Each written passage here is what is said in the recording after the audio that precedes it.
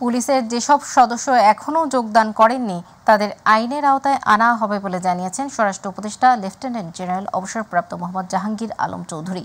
সচিবালয়ে স্বরাষ্ট্র মন্ত্রণালয়ের সভাকক্ষে আইন শৃঙ্খলা কমিটির সভা শেষে সাংবাদিকদের একথা জানান তিনি। স্বরাষ্ট্র উপদেষ্টা বলেন, যারা এখনও যোগদান করেনি তাদের পুলিশ বলা হবে না, ক্রিমিনাল বলা হবে।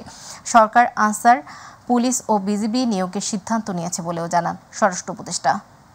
187 জনের মতো ছিল, এরপরে আর আমার মনে হয় কেউ যোগদান করে নাই। যারা যোগদান করে নাই তাদের আইনের আওতায় আনতে হবে। তারা আমাদের কাছে এখানে মানে কি বলে, আর তারা আমরা পুলিশ বলবো না, তারা আমাদের কাছে এখন ক্রিমিনাল হিসাবে গণ্য হবে। সেটা যেহেতু আমি তো গণি নেই, আমি তো একটা সংস্থা থেকে পাইছি যারা, বাট ওই সংখ্যাটা মনে সঠিক।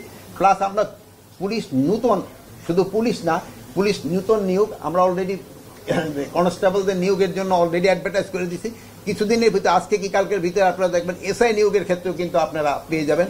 আমরা আনসারের ক্ষেত্রেও নতুন নিয়োগের ব্যবস্থা করতেছি এবং বিজিবির ক্ষেত্রেও আমরা নতুন নিয়োগের ব্যবস্থা করতেছি।